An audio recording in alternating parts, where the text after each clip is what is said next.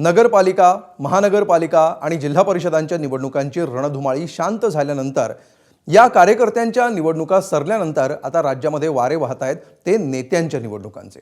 राज्याच्या विधानसभेत संसदेत प्रतिनिधित्व करणाऱ्या राज्यसभा निवडणुकांची घोषणा झाली आहे। तर मे महिन्यामध्ये विधान परिषदेची निवडणूकही होईल। महायुतीकडे असलेल्या प्रचंड संख्याबळामुळे तिथं फारशी ओढाताण नसली तरी आधीच कमकुवत झालेल्या महाविकास आघाडीसाठी या निवडणुका तारेवरची कसरत ठरणार आहेत। राज्यसभा निवडणुकीच्या राजकारणाची ही स्पेशल इनसाइड स्टोरी।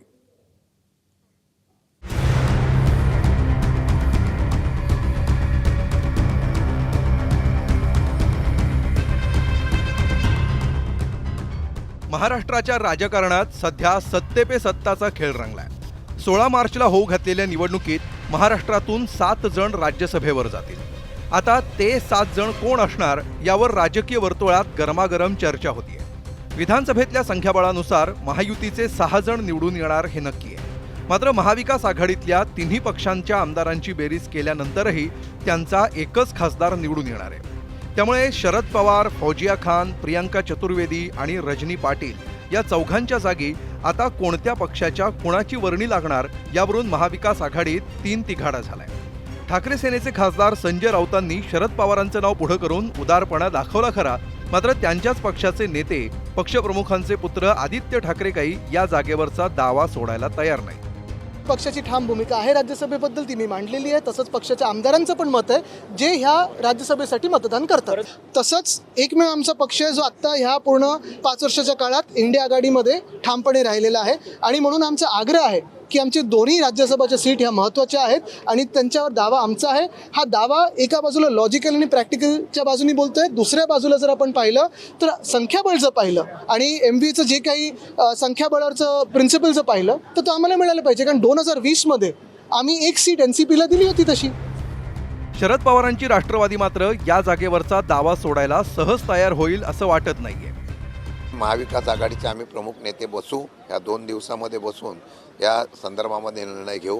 बाहेर चर्चा काय होतात, प्रत्येक पक्ष आपल्याला उमेदवारी मिळाली पाहिजे याच्या संदर्भात निश्चितपणाने प्रयत्न करतो, परंतु आम्ही सगळेजण एकमताने एकत्र बसून आम्ही निर्णय घेऊ। भावना त्या सगळ्यांनी व्यक्त केलेली आहे, पण एकमताने निर्णय घ्यावा। अजून पवारसाहेबांशी आम्ही ह्या संदर्भामध्ये चर्चा केलेली नाही आहे, परंतु सर्वांची चर्चा झाल्यानंतर काय करायचं हे त्या बाबतीमध्ये आम्ही निश्चितपणाने ठरवू। शरद पवारांच्या पक्षाचे नेते मनात मांडे खात असताना काँग्रेसने एक नवी खेळी केली आहे। उद्धव ठाकरेंनी विधान परिषदेत जावं आणि राज्यसभा काँग्रेसला मिळावी असा प्रस्ताव पक्षाचे नेते विजय वडेट्टीवार यांनी ठेवला आहे। आमच्या सगळे आमदार किंवा आमचे नेते आहेत, सिनियर आमदार आहेत, वरिष्ठ नेते आहेत, त्यांच्याबरोबर चर्चा झाली।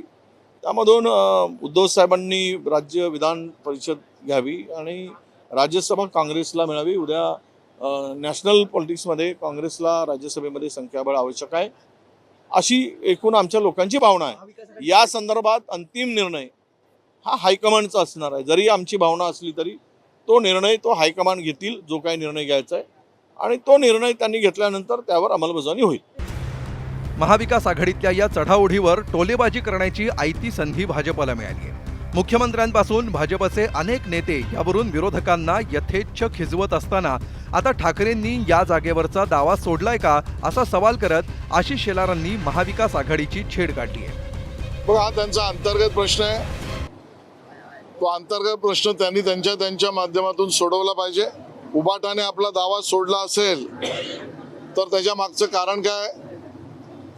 त्यांनी शरद पवारांच्या नावाकडे सहमती करण्याची भूमिका घेतली असेल तर ती आधी का नाही घेतली? की उबाटा सेनेला कुठल्या दुसऱ्या त्यांच्या सहकारी पक्षाने धमकवलंय का?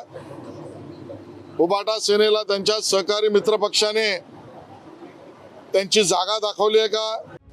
महाविकास आघाडीत हा गोंधळ असताना महायुतीचं मात्र जवळजवळ ठरत आलंय। राष्ट्रवादीकडून अजितदादांचे ज्येष्ठ पुत्र पार्थ पवार यांचं नाव नक्की झाल्याची माहिती आहे। सोमवारी रात्री पक्षाची कोअर कमिटीची बैठक उपमुख्यमंत्री सुनेत्रा पवारांच्या उपस्थितीत झाली। यावेळी पार्थ पवारांचं नाव निश्चित करण्यात आल्याचं समजतंय।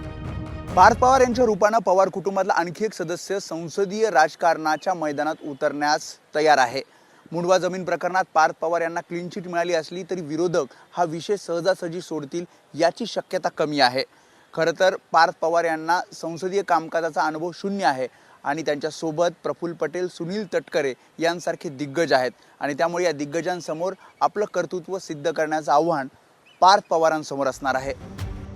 भाजपचे कमीत कमी 3 आणि जास्तीत जास्त 4 जण खासदार होऊ शकतात. भाजपच्या कोट्यातून केंद्रीय मंत्री रामदास आठवले यांना पुन्हा एकदा राज्यसभेवर पाठवलं जाणार आहे. उरलेल्या 3 जागांवर निर्णय घेण्यासाठी मंगळवारी पक्षाच्या कोअर कमिटीची बैठक होतीये. भाजपची नावं आज रात्री बैठक आहे कोअर कमिटीची. मला वाटतं त्या संदर्भामध्ये चर्चा होईल आणि आमच्याकडे पद्धत आहे त्यानंतर वरती जातील नावं, केंद्राकडे जातील आणि तिथून त्याच्यावर शिक्कामोर्तब होईल. तिथे नाव ठरवण्याची आमच्याकडे कुठेही राज्यामध्ये पद्धत नाही आहे. सूत्रांनी दिलेल्या माहितीनुसार भाजपमध्ये सध्या 3 नावांवर विचार सुरू आहे. त्यातलं सर्वात महत्त्वाचं नाव आहे विनोद तावडेंचं. राज्याच्या राजकारणातून बाहेर राहिलेल्या तावडेंनी केंद्रात मात्र आपला चांगला जम बसवलाय. 12व्या आणि 13व्या लोकसभा निवडणुकीत पक्षाच्या समन्वय समितीत त्यांनी काम केलंय. त्यानंतर राष्ट्रीय सरचिटणीस झालेल्या तावडेंना बिहार निवडणुकीचे प्रभारी नेमण्यात आलं. त्यांनी ती जबाबदारी चोख पार पाडली आणि पुन्हा एकदा नितीश बाबू मुख्यमंत्री झाले. आता भाजपसाठी आतापर्यंत अप्राप्य राहिलेल्या केरळची जबाबदारी त्यांच्यावर सोपवण्यात आली आहे. राष्ट्रीय महिला आयोगाच्या अध्यक्षा या नात्यानं विजया रहाटकर केंद्रीय राजकारणात सक्रिय आहेत. त्यांनाही भाजपकडून राज्यसभेची उमेदवारी मिळू शकते. तर पुढच्या महिन्यात कार्यकाळ संपत आलेले धैर्यशील पाटील यांना आणखी एक टर्म दिली जाऊ शकते. पण आजवरचा इतिहास बघता भाजपकडून धक्कातंत्राचा अवलंब केला जाण्याचीही शक्यता वर्तवली जाते. शिवसेनेकडून राहुल शेवाळे, शायना इन्सी आणि संजय निरुपम यांच्या नावांची चर्चा सुरू असल्याचं समजतं. शिवसेनेचा एक खासदार निश्चित निवडून येणार असला तरी त्यांच्याकडे अतिरिक्त आमदारांचं संख्याबळ आहे. त्यामुळे एकनाथ शिंदे 2 नावांचा आग्रह धरू शकतील असंही मानलं जात आहे. पण सध्या सगळ्या राज्याचं लक्ष लागलंय ते महाविकास आघाडीकडेच. केवळ एका जागेवर विजय निश्चित असल्यानं रात्र थोडी आणि सोंग फार अशी त्यांची स्थिती झाली आहे. 16 तारखेला होणाऱ्या या निवडणुकीसाठी अर्ज दाखल करण्याची मुदत 5 मार्चपर्यंत आहे. त्यातच भाजपनं अतिरिक्त उमेदवार उतरवण्याचा निर्णय घेतला तर महाविकास आघाडीची वाट आणखी बिकट होऊ शकेल. एबीपी माझा, उघडा डोळे बघा नीट.